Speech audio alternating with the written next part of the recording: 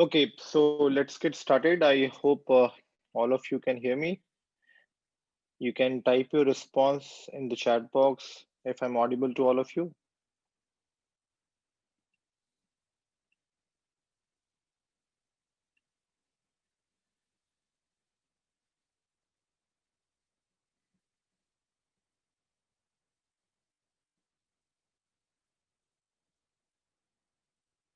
Okay. Okay, great guys. A very good morning to all of you on such a beautiful Saturday. Today is the session on how to build an AI product and the best practices and approach. We have folks joining in from Facebook Live, LinkedIn Live, and in the Zoom here. Okay. So without any delay, let me get started. So let me introduce the speaker for the day. So we have Arjun Menon with us. He's a lead data scientist at VMware. Arun is been working with VMware as a, at the enterprise data and analytics team. He is responsible for driving business analytics projects and analytics products to enable delightful experience for VMware customers. He is a gold medalist in industrial and production engineering from NIT Calicut and a full-time MBA holder from IIM Kozhikode. He has also worked with IBM and Accenture strategy consulting divisions at AI and analytics SME. He's presented his healthcare analytics at American Diabetic Association conference and has been conducting classes on applications of analytics and AI and business for both internal and external audience. So thanks for joining us, Arjun. It has been a great pleasure. And do you want to start the opening lines? Thank you, Gaurav, for this introduction. Definitely, it's a great opportunity for me as well to have this interaction with aspiring data scientist and AI product enthusiast. So, really looking forward to this session. Thanks. Great. Okay. Yeah, so this is me. I've been working as a vice president and head data science with LearnX, part of SRM Group. I have close to 10 plus years of experience in machine learning, statistical modeling, marketing analytics, project management, and business consulting across various domains. Worked in retail, telecom, and financial analytics. I have an MBA in marketing and strategy from IIM Bangalore and a post graduation in ML and AI from CMU, along with the engineering degree from KIIT. So let me spend around 5-10 minutes to introduce our brand, and then we'll go ahead with the session.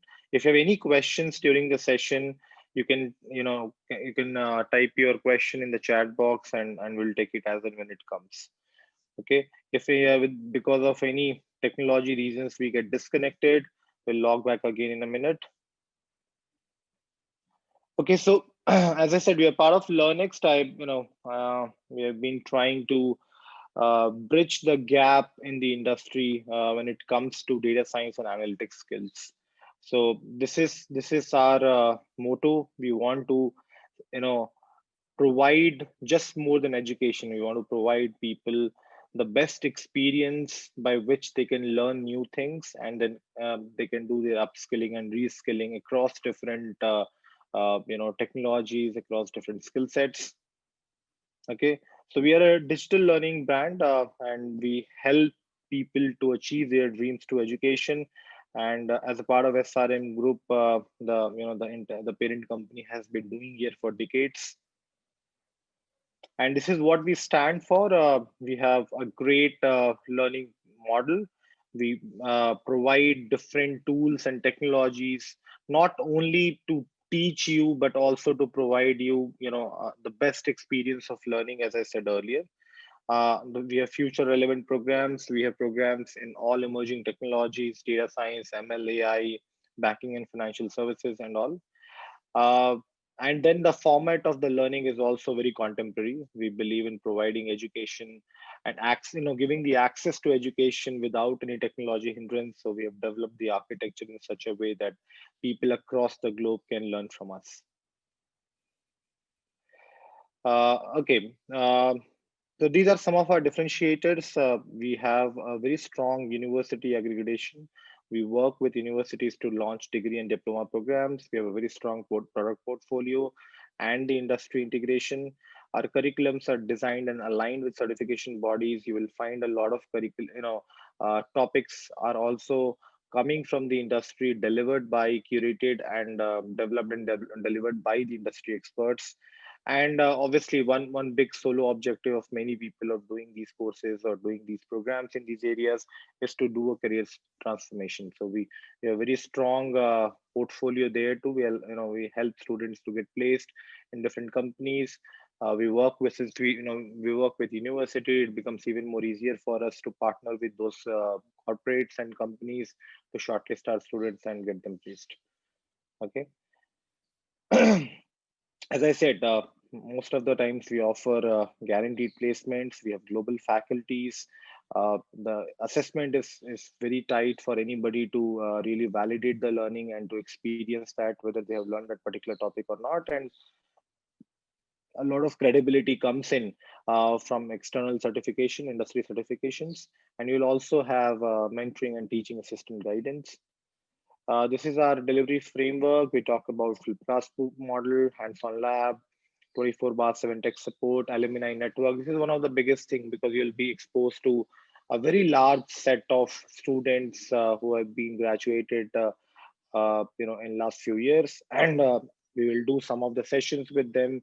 Some of our alumni, they come and talk about their experience, their technology, what they are working on, and do share the experience with the batch. Okay. Uh, so this is who we are as a part of the company. Many people are aware about SRM Group from an education standpoint. So yes, we do have a very strong presence there, but we also have presence in media technology and other aspects. There are news channels owned by SRM. There are journals, magazines owned by SRM, and then we have a very strong presence in technology space. SRM technology company work with international clients, and then the hotel, transport, and other hospital sectors. This is how SRM is spread in the country geographically. You'll find campuses in Chennai, AP, Haryana, Sikkim, and Delhi. And this is the main campus, which all of you are aware of, the IST, one of the best in the country. The best of the best people. Uh, they come and take the UG and PG programs. Some of the great industry collaborations, you will find that we have a very strong foothold in the space of research and industry collaboration and global connect. And then this is our AP University, based out of Amravati. They have School of Engineering, Applied Science, Basic Science, Healthcare, and School of Law and School of Business. Okay, it's a beautiful campus, 200-acre campus, and this has all the facilities, all the great infrastructure for any student to join and experience that and learn on the go. Okay, the another campus is in Delhi, NCR, and then some of the partnerships what we have it with international universities to deliver some of the immersion programs. Okay, so now let's come to this question and park it for now, and I'll hand it over to Arjun in a minute or so. Is a degree in analytics worth it? So you have been exposed to many programs, certification programs, short term, long term. Some of the certification programs are called master certificate program. But if you really want to take this career opportunities very seriously, what are the other possible ways you can take a formal education, to acquire this particular skill and showcase this to your employers? But this is a question which we'll try to answer at the later part of the session. So I will hand it over to Arjun. He will walk us through on the AI product and what are the different approaches, best practices you can deploy to build an AI product. Okay, so over to you, Arjun. Thanks, Gaurav. Hi, everyone. Again, thanks for this opportunity to talk to you guys. So I have been working in the analytics space for quite some time, and this has been my focus area right from the beginning of my career.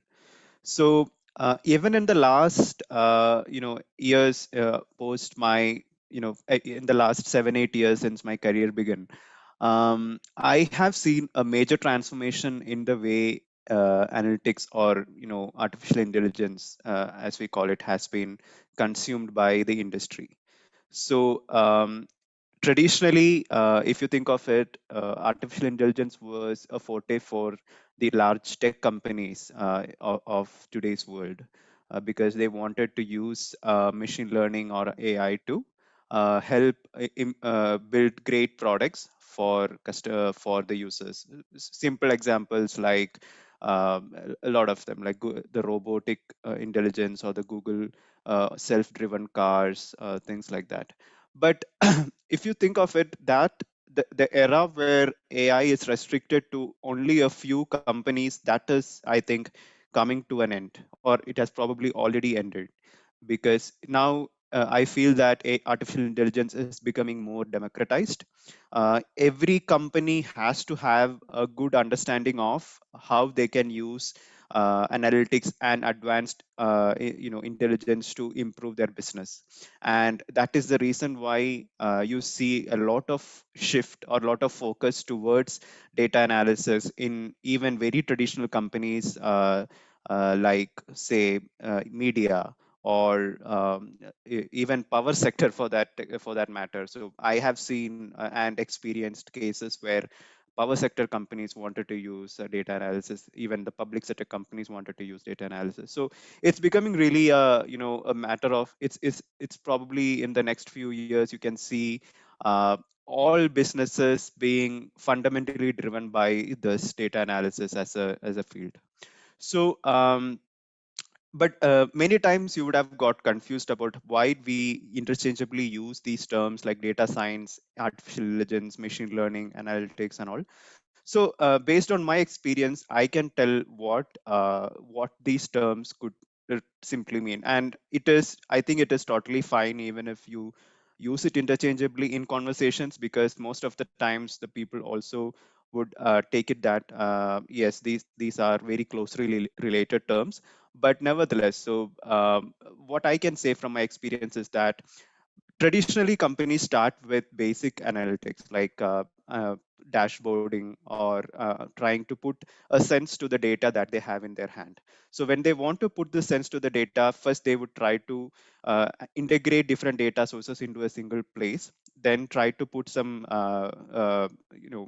summarization to it so that you can get a cleaner and simpler data set. Then you do some sort of visualizations on top of it using data visualization tools like Tableau or Power BI, Cognos, and all. So then you basically get a view of what is happening to my data. Like you can get the trends, and you can also see historically what has been happening. But if you want to think beyond this, like if you want to say, okay, what is going, so I know what is happening right now and I know what has happened in the past, but I also want to know what could happen in the future to take some decisions, right? So that is where the power of analytics starts to coming in, and here you start to use all this predictive models to try and bring some sort of decision making capacity to this data. So that would be the logical next step. Now, once you have seen what could happen in the future, the next logical step would be, okay, if this system or if this mechanism can understand what could happen in the future, then why not let it take the decisions as well? Why should my team spend their time to take decisions that could be taken by the machine itself, or the system itself? So that is where you get the power of machine learning. So using the historical data and the accuracy of the predictions that has been made, the machine or your computer or the system starts to decide and give you suggestions that, okay, based on my analysis, this is what you could do to improve your business for the next 1 year or 2 years. So that is where machine learning comes into play, and this just so it is basically mimicking a human's capacity to take decisions based on logical interpretation of data. So that basically takes you to the next level of machine learning. And when this machine learning, different parts of an overall entity uses machine learning to take decisions, and they all seamlessly work together as an entire, system of sorts, that you would call it as an artificial intelligence product. Because then your role is very limited. So you have this AI engine which has in individual machine learning based parts that talk to each other, that communicate with each other based on the decisions it's making, and together as a system it takes decisions, and it enables actions. So that is, an overall artificial intelligence product for you. Now, with this background, let me get into. I know this could mean a little too high level for you guys, so let's try to break down this AI product in a few simple terms. So traditionally, what has been happening in most of the companies is that if you have a lot of data, the business is really confused and clueless about how to make sense out of it. So then they reach out to a specific data science or analytics team, as we call it. This could be an internal team within the organization, or they could even go to a consulting solution provider from an external party to get some insights. Now, it most of the time it works fine, because you can depend on this team to go through the data and give you some insights that can help you in taking some decisions. But there are certain flip sides to this model.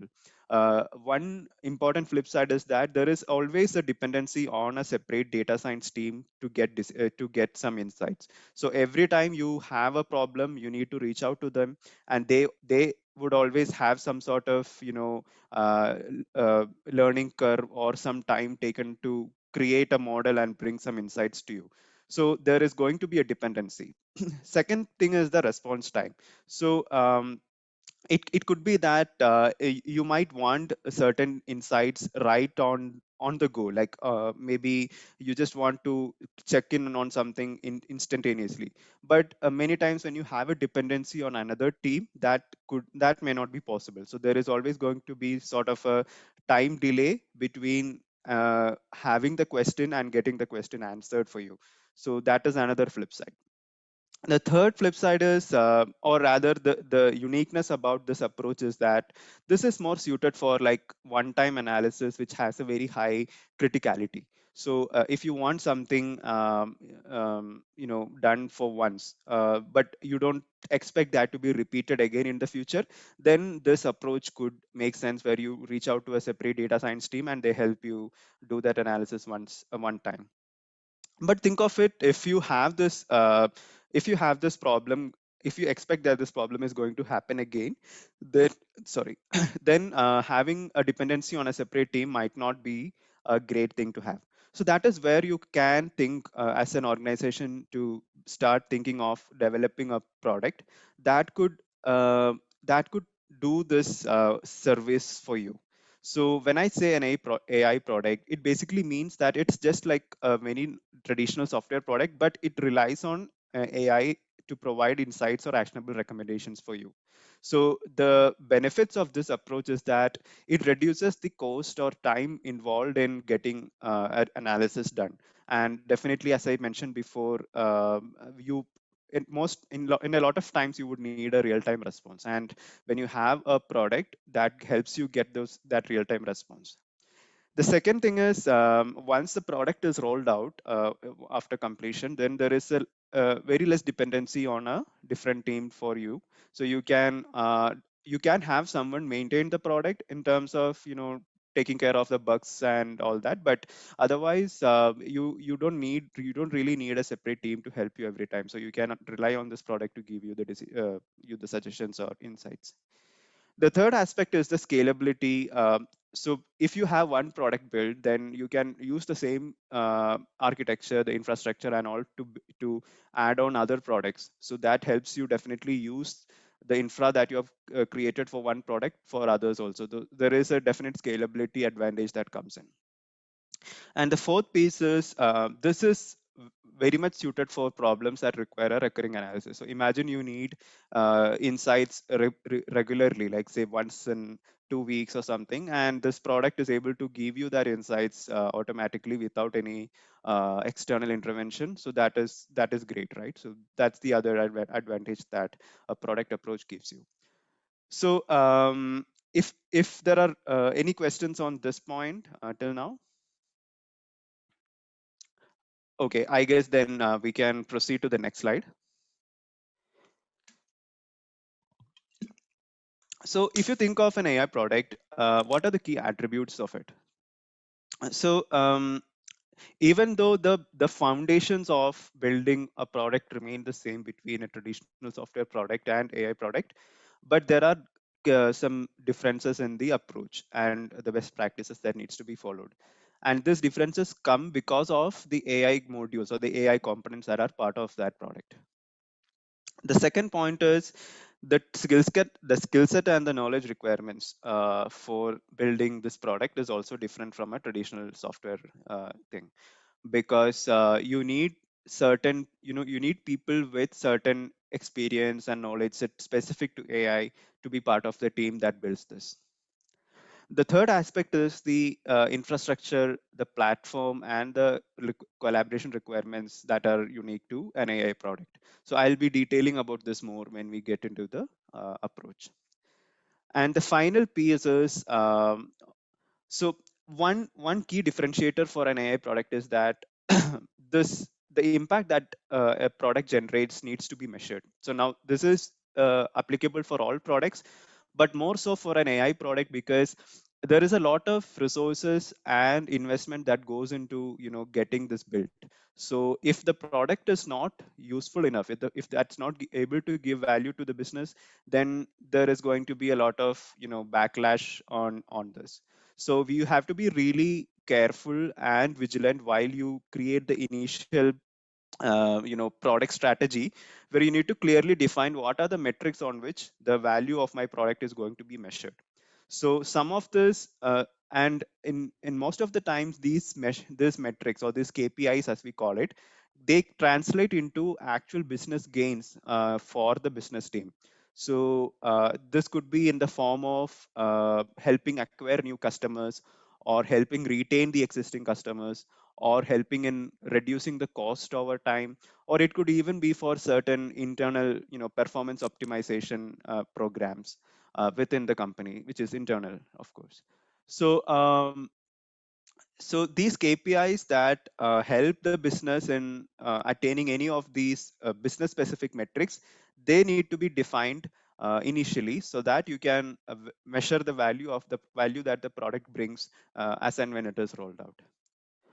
So this is a set of attributes that are unique to AI products. And now I will be detailing about the approach that needs to be applied to build a product from the scratch. Next slide, please.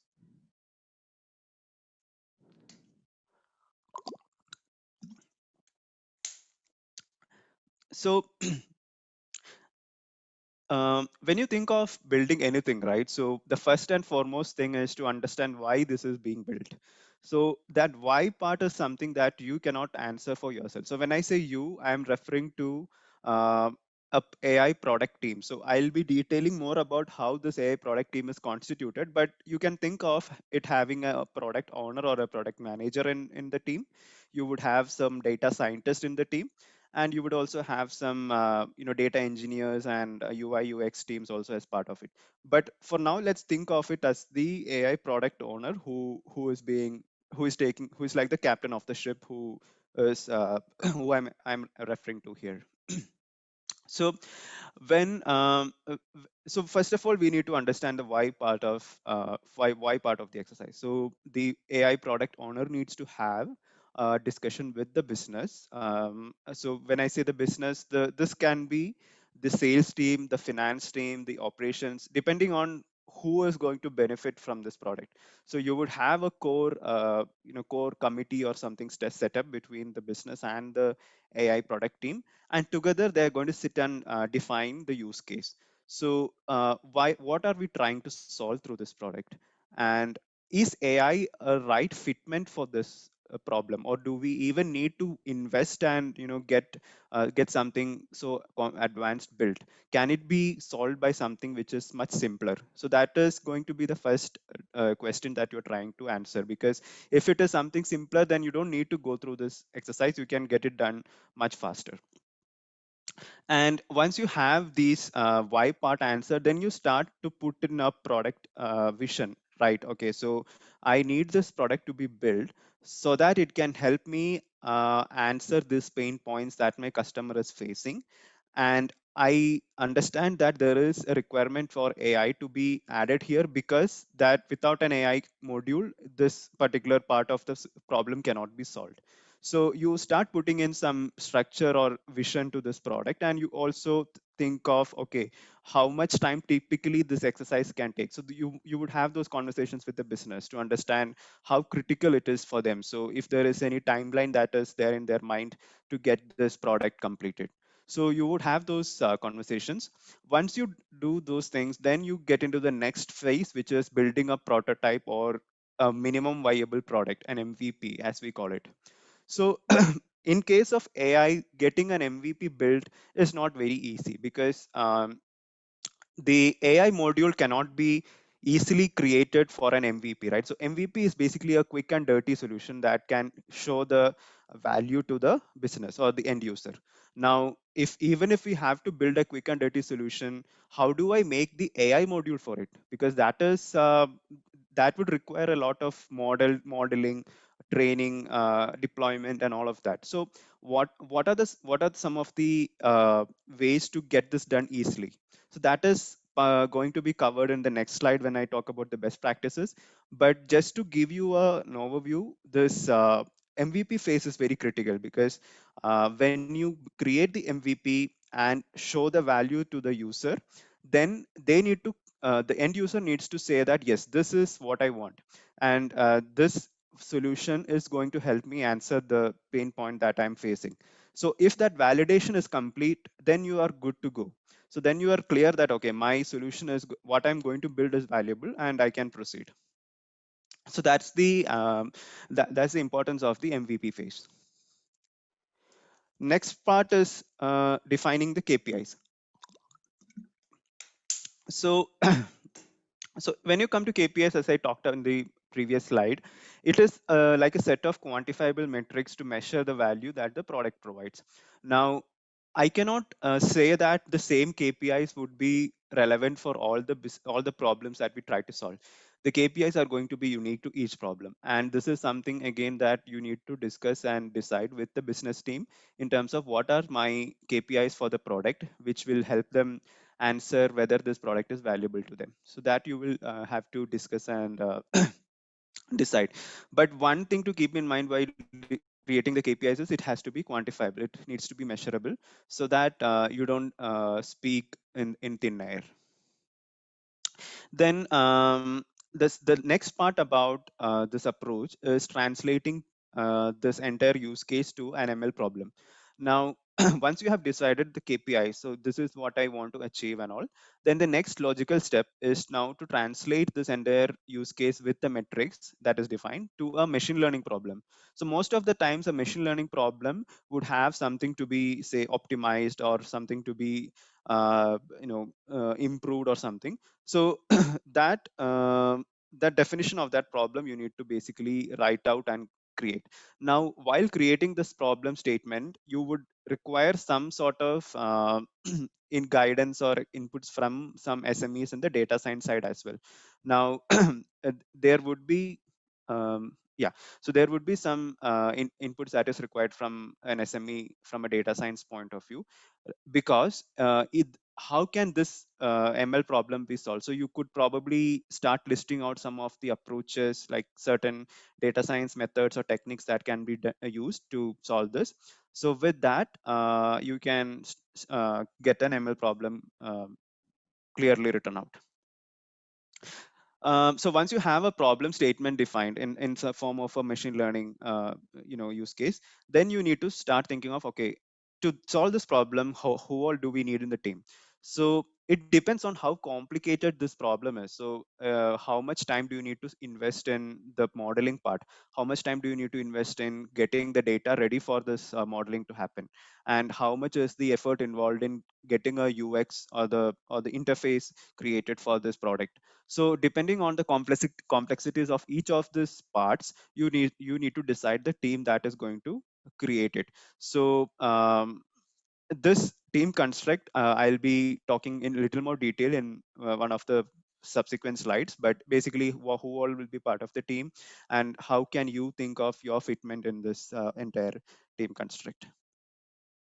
The next phase is deciding a project plan and the RACI. So basically, RACI would be like the roles and responsibilities of each member in the team. So once you have a team created, now you need to put in a project plan for this product, for the overall product. And typically, in like any other software organizations, we usually take an agile project management philosophy. So we would create sprint plans and what would be the outcomes at the end of each sprint. So we would also talk about what are the platform that would be required for the build. So in many cases, the AI modules are pretty complicated. So if you think of it, you cannot just build high intensity advanced models in your laptops. You would need some more processing power, so you would probably depend on some GPUs or other machine learning as a service providing firms who give you this at a subscription model, and you would use their services to build the model. So you need to think of those aspects as well and start giving a costing angle as well to this entire thing. And then also another aspect is the data dependency. So many times what I've observed from my own experience is that the data may not be ready for applying machine learning to it. So you need to first get the data in a good format that could be then consumed by a machine learning model. So this exercise of data uh, formatting and data preparation itself can take a lot of time. So you need to account for that as well while we prepare the project plan. The penultimate step is the model build and integration. So getting so now this is the step where the actual modeling happens. So you would have the data scientist building the model and sharing some insights with the end users. So in this phase, initially the model would be built, some sample insights would be created and shared with the users. If they feel that this is in alignment with what they are expecting, then you would start creating some microservices or integrating the results with the database so that it can be exposed to the end user in a consistent fashion. So basically you are trying to remove the human element in the insights exposure part by using microservices or a DB integration. So microservices, think of it like a API call wherein it would be a microservice would be created for each part of the end-to-end model, and for each API call you would get some insights created, and then those insights would be shared with another microservice for the next step, and subsequently the entire solution would then be obtained. The final piece is the post deployment maintenance. So once you have created the model, exposed the results to the end user through a microservice or a DB integration, then and the finally the product is also rolled out, then you would need to invest some time in the post deployment maintenance phase. So this is actually very important for ML problems, because the insights that are being created are based on the training data that is used maybe in for the last 1 year or so. But every time a new data is entering into the system, there is going to be some amount of changes that will happen. So this retraining of the model has to be done regularly, like probably once in 2 months. So depending on how much data you get on a daily basis, you need to retrain the model so that your results are consistently accurate. Also, there would be some requirements to iterate the UI or UX of the product so that the insights are easily consumable for the business. So you would get some feedback from the business team saying that why can we include X analysis in the interface so that it helps me take certain decisions. So those kind of feedback would also come in after the product is rolled out. So you need to be sure of taking care of those as well. So this is the end-to-end approach if you think of in building the product. So you start with the problem statement, get the MVP built, you define certain KPIs that are going to measure the value of the product, then you translate it to a problem, ML problem, I would say. get a team formed, create a project plan to get this product completed, build the model and integrate it with the end service, and then finally deploy and maintain. So this is the approach. Sure. So I also wanted to add something here, Arjun. So whenever you build any analytic solutions, I think most number of times people are so fanatical about the modeling part of it, and they miss out on the the data processing techniques, understanding the problem statement, right? So there are three parts whenever you work in any data science problems. One is identifying the problem statement itself, because you get a business problem statement that needs to be articulated into an analytical problem statement, right? And that's the job of a data scientist. He will never get an analytical problem statement. Now, he also needs to question on the problem statement at what level of ambiguity he is dealing with. And most number of times when there are ambiguous problem statements, we end up building the wrong solution or may not be the desired solution for the business. Okay, and the second part is the data requirements for it, what Arjun was talking about.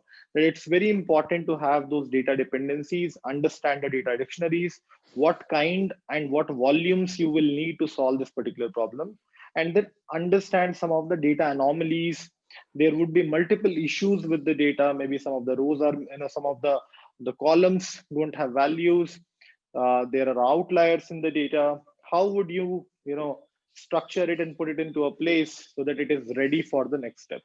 And that's where you will be spending a lot of time, whenever you work on any analytic solution, be it ML, AI, or business analytics, right? Then the third step is talking about selection of modeling technique, right? There are multiple techniques which you find it in statistical modeling and machine learning, and you would be using one of these techniques. It's important as a data scientist, you don't get biased with one of the techniques because you are very comfortable. It's important to look at the nature of the problem and the kind of complexity what you're dealing in, and then you pick up the right modeling technique. And then the fourth is obviously tweaking the model, looking at achieving better accuracies, and then present the solution in business terms. Now remember, you got a problem statement which was a business problem statement. Most number of times, data scientists, they get so involved in their work, they end up presenting the analytical insights. That's not the right way to do it when you're speaking to the stakeholders. It's important that you use some data visualization practices, obviously some art of storytelling, and present the business solution. So how would you articulate that analytical output into a business insight? That is also a crucial step for data scientist.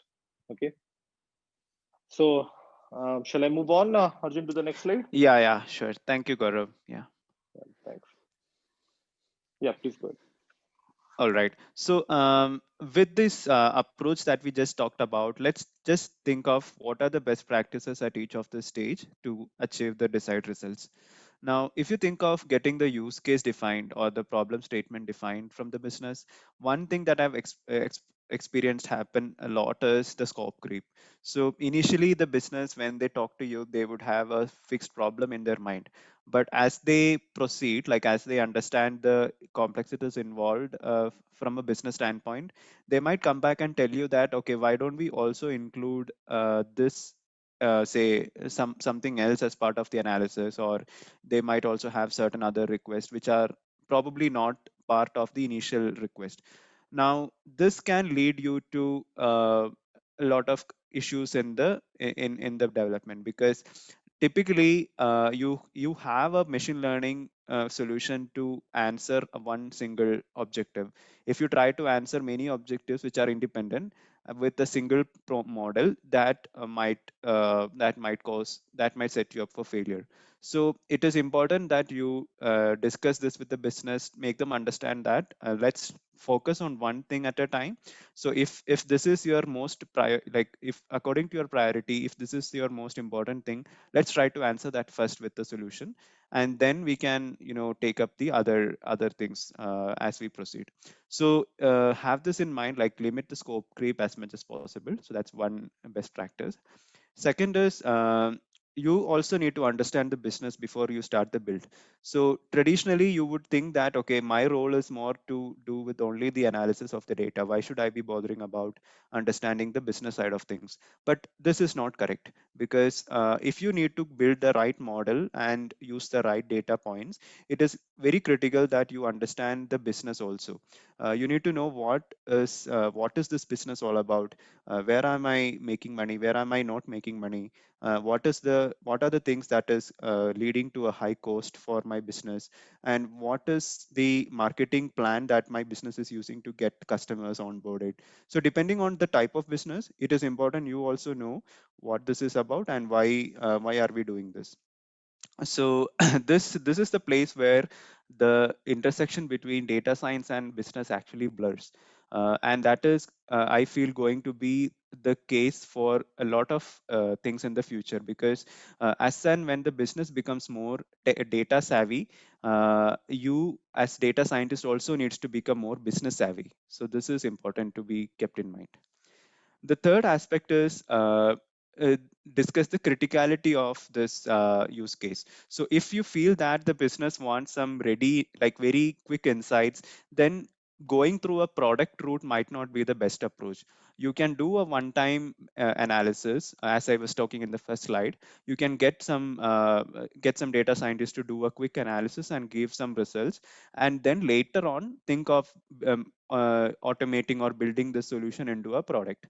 So if you try to create a product right away, if the ask is very critical from the business, then there could be an expectation mismatch, because you might take a lot of time to build the product, and by then that business requirements would by then be over. So you need to keep that in mind while you create the use case. The second step, building a prototype or MVP. Here, some of the best practices I can think of from my experience are, uh, so in the MVP phase, as I was saying, it is very important that you create a very quick and dirty solution and get it validated by the business. So you cannot go through the entire AI model building exercise to do it, because that takes a lot of time. So what you can do is to use hard coded values to quickly build a solution and show how it would be to the end user. So if this hard coded values need not be accurate or anything, these are just sample values that you want to use to just show how it works end to end. So if the business is okay with this, then you can go ahead and start creating the model. Okay. For the next phase, which is defining the KPIs, as I was saying in the last slide, the golden rule is that the KPI needs to be measurable. You cannot have a KPI which cannot be quantified. So that is the most important thing to keep in mind. And the best practice here would be to have workshops with the business team to define these KPIs in collaboration, because you don't want to create certain KPIs that cannot be translated into business metrics. So it is important that they are also involved while you do this exercise.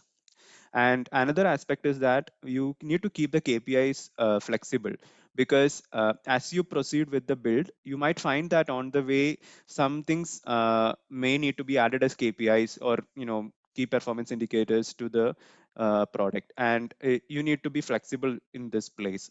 Like you cannot say that, okay, I cannot keep this as a KPI because we didn't talk about this in the beginning or something, because these are things that can be accommodated during the product creation phase also. These are not hard and fast, hard coded or something. The next step of creating the ML problem, some of the best practices are so here, as a data AI product owner, you need to have an understanding of AI techniques, because you cannot be talking in thin air. You need to also have some background in terms of what techniques can possibly help me in solving this, and you also need to know how much time does each of this modeling technique could take. So some techniques are complicated, some of them are easy. So depending on that, the knowledge that you have in data science, that will really come handy here.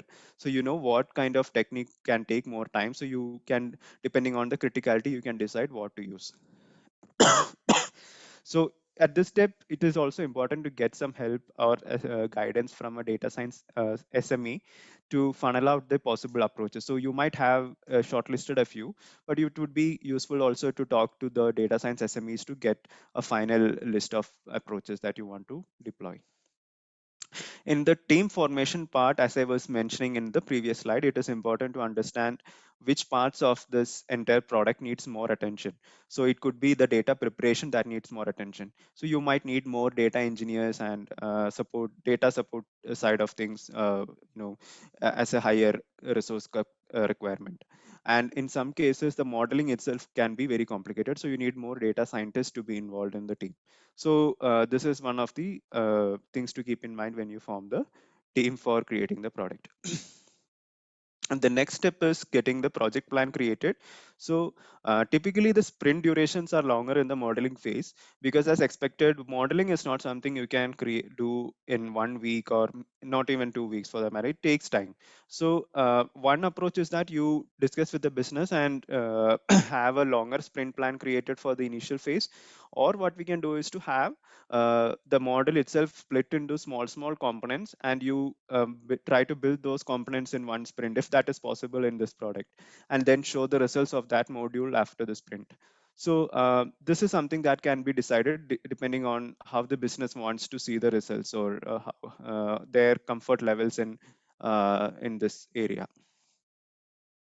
Then the second piece is to call out the data dependencies, as I mentioned in the previous slide. And then also the other aspect is the cost and budget constraints. So if as a team you have enough budget, then it would be better to have buy certain computing capacity enhancers like GPUs, because if the model is complicated and if it has to if it has to train on a lot of data, then your laptop or your systems might not be sufficient, and it could take a lot of time for just training. So there you need some GPUs or something to get things done faster. So this again depends on the budget that you have to spend on this. The next step is the build and integration part. So most of you would already be using Git, but it definitely is a best practice to do in the code preparation of the collaboration side of things, because you need to have Git so sort of model to collaborate and create the model together. Then the second part is automating the once the code is completed and you want to automate the entire thing, then you can use CI/CD to do the automation side of things. And the third part is containerization of models. So basically, each part of the model should be self-sufficient. So getting an API created and calling the API, getting the model, that part of the model run, and getting the insights also created from it. So this entire end-to-end process can be combined and put in a container, so that you can use that approach for the entire product. So each part of the product or each part of the model could be created and kept in containers, and then they talk to each other for the end-to-end creation of the solution. Then the last part about post-deployment maintenance. So as I was mentioning, regular monitoring of the accuracy of the model is important. So you can't just create something and leave the place. So you need to be intermittently checking the accuracy of the results so that it is kept high. Then refinement of the UX to suit the user requirements, and also model refreshes to ensure that the accuracy is maintained. So as this is basically making sure that you are using the latest training data to get the model trained and not something which is old. So yeah, so these are the best practices. I would conclude with this final slide about what are the skill set requirements of an AI product team. So the captain of the ship, as I was mentioning, is the product owner or manager. So for an AI product specifically, this product owner needs to have sound business knowledge as well as hands-on understanding of the AI techniques. So this person needs to have some background in the data science and AI techniques, and they should be able to gauge what kind of technique to use in which situation and how much time can it typically take. So these basic understanding this role needs to have. And obviously they should also be expert in project management and ability to think from a user's perspective. So all through this project, this person is the the this person represents the user. So he or she has to be clear about what is required from this model, and how a user would perceive the results. So that is something that the product owner needs to be careful about.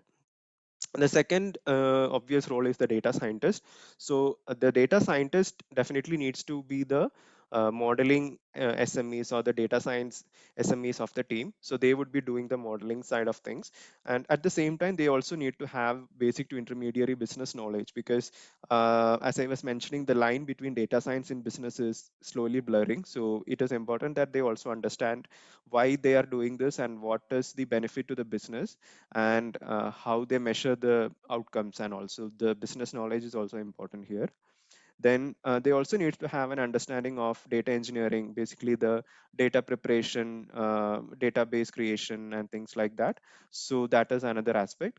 And also some basics of UI UX, because how the the final results need to be integrated with the user interface. So that is something that they need to be having some basic understanding about. Then the data engineering team is basically the infra and the side of this entire project team. So they would have understanding of building the infra for ML products. So I was mentioning the infra requirements are different. So you would need to have some people who know how to deploy GPUs, or how to create ML as a service infrastructure. So that is a key skill set that the data engineering team brings in. Then they also need to know how to get different databases created for the requirement of the data science team, and maintaining those databases is also something that they need to be aware of. And the final piece is the UI UX team, but this is going to be pretty much common across all the software products. So you don't have anything specific to the AI skill set for the UI UX team. And the final point is that the data scientist is someone who can move into an AI product owner role in future, or they can also continue to focus on the data science side itself, more on the R&D side. Like they can build their expertise in the R&D side of data science. And the second point is data engineering folks, they can focus on the data engineering side itself, or they can also cross skill to become a data scientist as they proceed in their career. So this is what I had on this slide. Yeah. Yep. Thank you, Arjun. So now let's go back to that question which we asked at the start of the session. Uh, is degree worth for you if you want to pursue a career in analytics? So I'm just trying to highlight some of the offerings what we have, and of course it's worth it to give you a short answer because it gives you a more comprehensive way of learning things. You will be able to expose to more number of problem statements, more number of assignments, cases, and that would establish your competency in that particular field. Okay. um, so there are two spaces which we are operating in right now. One is the degree space where we have an MBA in data science, which is comes with specialization in business analytics and machine learning and AI. And then there is a MSc program in applied data science offered by SRM University. And as I said, both are degree programs, 2-year programs offered in both full-time and part-time mode for working professionals. The another segment is diploma programs, which are primarily offered in part-time. This is a PG diploma in applied data science and PG diploma in ML and AI for people who are looking for a diploma course which can be completed in 1 year. I think those are the right career paths for them. Now some details around it, as we speak about, this gives you MBA data science is a great combination of traditional management principles and data skills, applications of data science across domains and functions.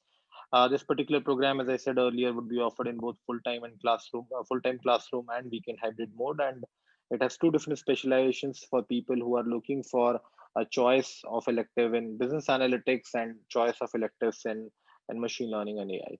But we also offer a 2-month internship through our corporate partners and look at the 1700 plus hours of live learning that will help you to really understand each of the modules, what is being covered, starting from basics of analytics, applied statistics, statistical modeling, machine learning techniques, and all.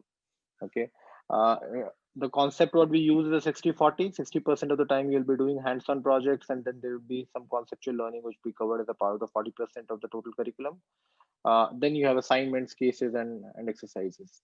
Similarly, for the MSc program, it's primarily designed for people who are BSc graduates, BCAs, and they are looking for a hardcore data science skills. This is a fairly technical program which would again we'll talk about computer applications, statistics, artificial intelligence, machine learning, cognitive computing, computer vision, and all those topics. Okay, and this program is also offered in full-time classroom and weekend hybrid mode, and it comes with a 3-month internship along with 1800 plus hours of live lectures. The other program what I have already talked about, this is so we have MSc program being offered from both IST and AP campus. Now, this is a applied data science. It's a post-graduation diploma program. This is fairly handy for people who are not able to dedicate 2 years for for a degree course. They can take up a diploma program which can be covered in 1000 plus hours, and then this is completely offered in only no in hybrid delivery model. You will have 70% of hands-on projects will be working on the case studies, assignments, and assessments. And the other program is ML and AI, which is again focused on very niche skills in ML AI. You talk about data exploration techniques, get into k-means clustering, segmentation techniques, their forecasting techniques, and what are the other areas. One of the things what we have learned today is about how to build an AI product and how do you really deploy it. What are different steps you need to learn? What are the skills which you need to acquire as a part of the AI product owner? And that is the summary for this particular program. As I said earlier, we offer a very strong suite of career services. It has a great for anybody who's looking for a for a serious career transition. I think this would definitely help. And the suite is being offered in through 6 things. We talk about career planning, resume building, mock interviews, career coaching services, internships, and job search support. So right from self-discovery, personality development, social media connect in LinkedIn to your interviews, simulations, doing some of the mock interviews, preparing you for the interviews, and then shortlisting the companies, and then getting you to the interview room. So this covers the entire 360-degree approach for all career enhancement tools, and that's how this the entire offering is integrated with all our degree and diploma programs. Okay, so that's all from my side. If you have any questions, feel free to ask. We are currently not monitoring questions in Facebook and LinkedIn, but if you have any questions here, we're happy to answer. And thanks a lot, Arjun. I think it has been a great session. I really thoroughly enjoyed the entire piece of when you're explaining with that passion about how to build an AI product, and I'm sure our audience would get benefited from that. Thanks, Gaurav. Thanks for the opportunity as well.